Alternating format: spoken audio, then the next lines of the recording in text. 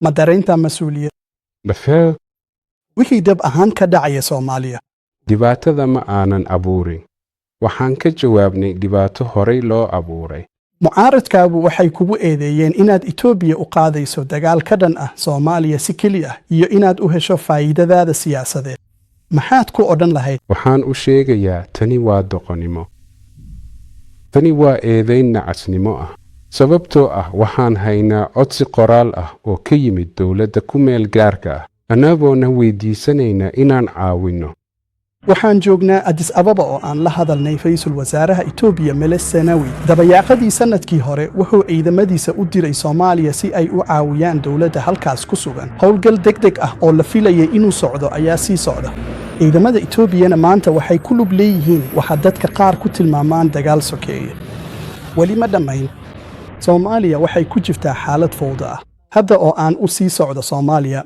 Ra'iisul Wasaare xaaladda amniga iyo bani'aadamnimada ee halkaas ka jirta ayaa sii xumaanaysa maalinba maalinta ka dambaysa kumanaan qof ayaa barakacay boqolaalna oo ay ku jiraan ciidamadaada ayaa la dilay ma dareyntaa mas'uuliyad bafeel wixii dab ahaan ka dhacaya Soomaaliya dhibaatada ma aanan abuurin waxaan ka jawaabnay dhibaato ay horey u abuureen argagixisada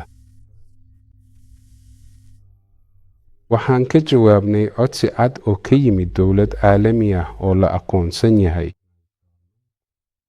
waana ka jawaabnay kadib markii lagu soo celceliyey ku dhawaaqista jihaadka ah ee naga dhanka ah habdaas si dabiici ah ayaan uga qoomameynaynaa xaqiiqda ah in xaaladda bani'aadamnimada ee ka jirta Muqdisho aniga oo kala saaraya Muqdisho iyo Soomaaliya aysan isku mid ahayn Muqdisho waa caasimadda Soomaaliya laakiin ma aha wadarta guud ee Soomaaliya 9 bilood ka hor inaad ciidamadaada ka saari lahayd toddobaadyo gudahood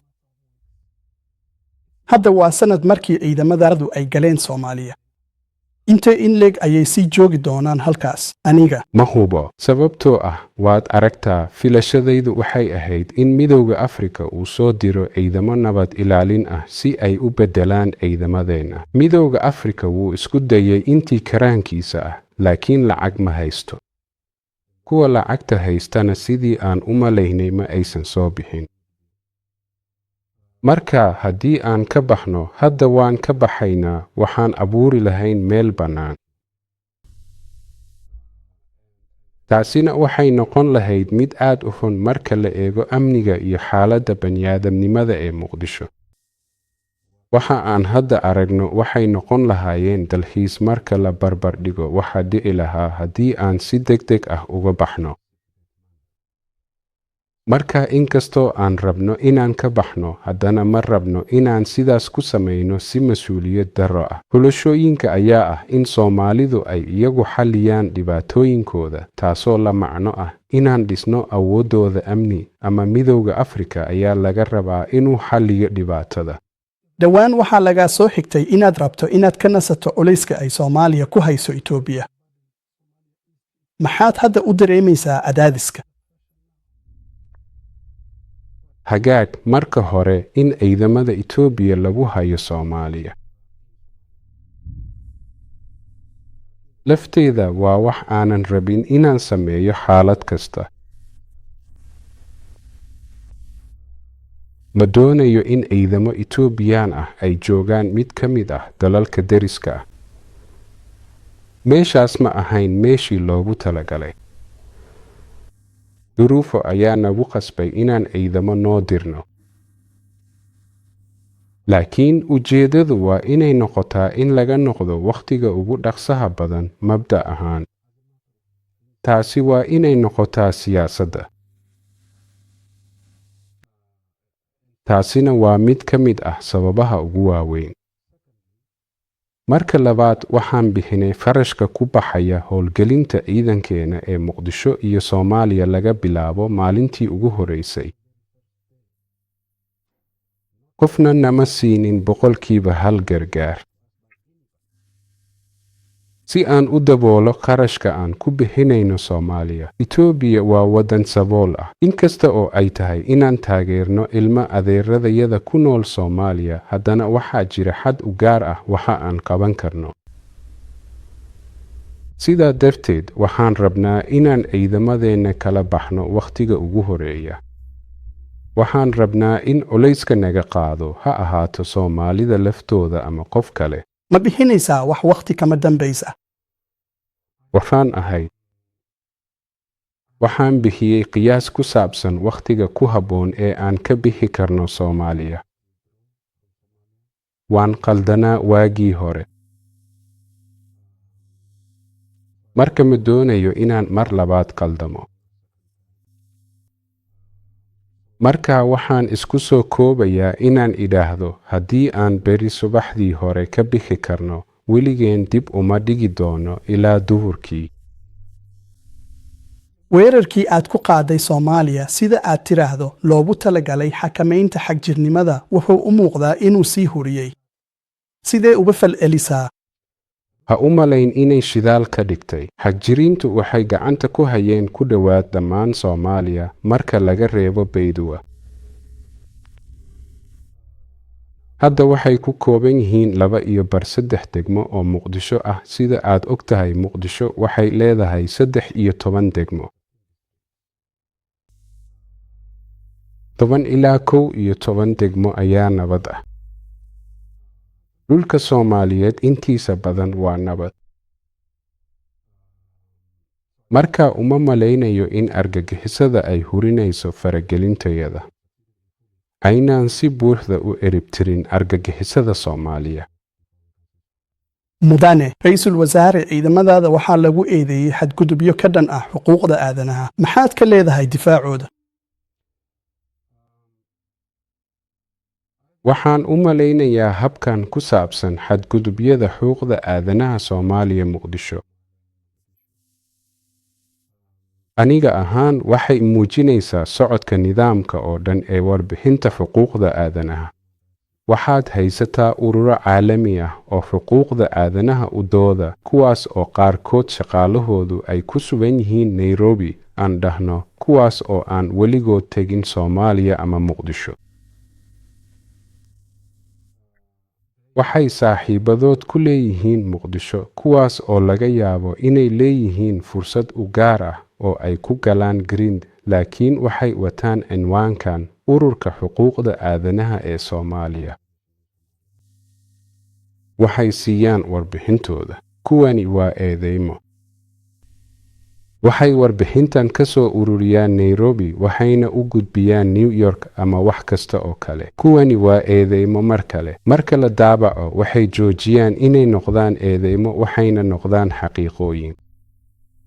nidaamkan oo dhan ee warbixinta xuquuqda aadanaha, aniga ahaan wuxuu u furan yahay xadgudub. waana lagu xadgudbay marka laga hadlayo Muqdisho ilaa heerkii ugu sarreeyey. laakiin waxaa jiray caddaymo muuqaal ah oo askartaada ku xiraya dilalka dadka rayidka ah. ma aanan arag wax caddayn ah oo noocaas ah. mudane ra'iisul wasaare, barnaamijkan waxaad sheegtay aad nala hadashay dambaysay.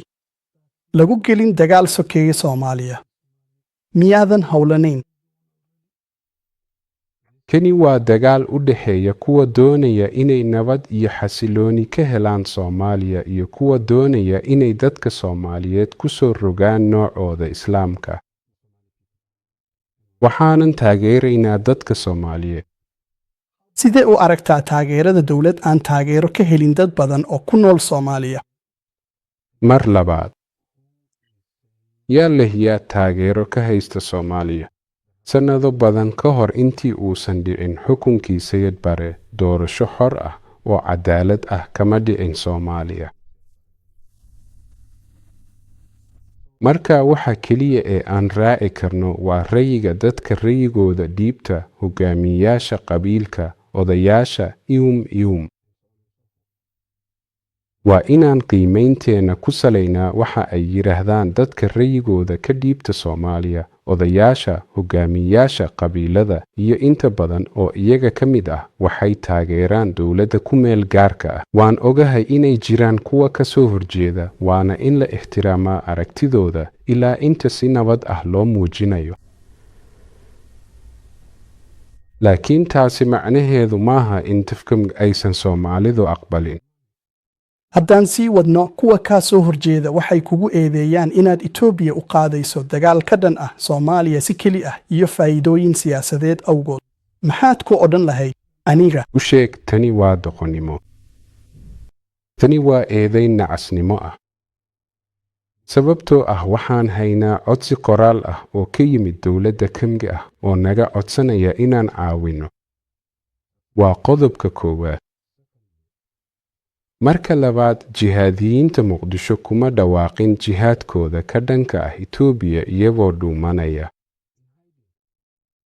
Waxay ku sameeyeen hortooda warbaahinta caalamiga ah oo marna ma aysan samayn, 2 jeerna ma aysan samayn, marar badan ayay sameeyeen.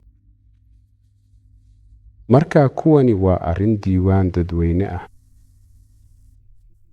Haddii dadku iska indhatiraan xaqiiqooyinkan oo ay gaaraan gabagabada markaas, maxaa kale oo la odhan karaa? Waxaa badanaa lagugu yeeraa inaad ka tirsan tahay hogaamiyayaal Afrikaan ah oo dayar oo horumarsan. Maanta ciidamadaadu waxay ka dagaalamayaan Soomaaliya.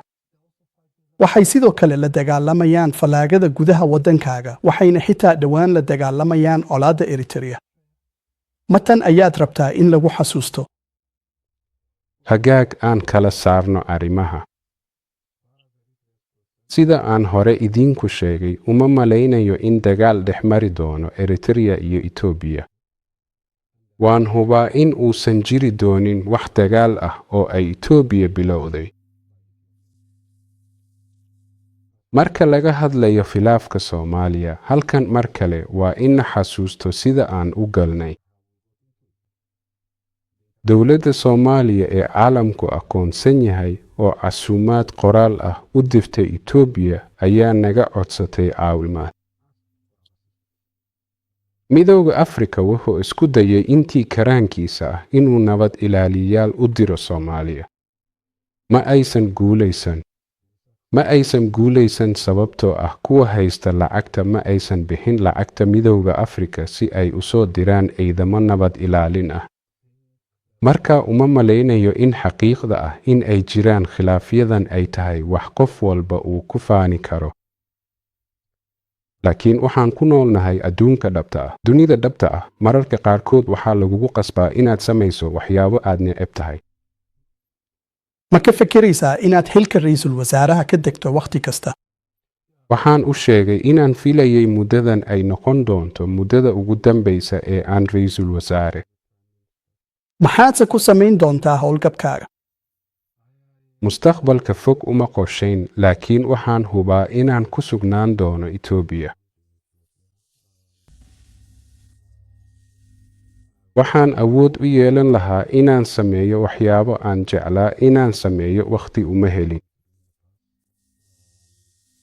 Waxaan leeyahay hiwaayado badan, qaar baan soo qaadan.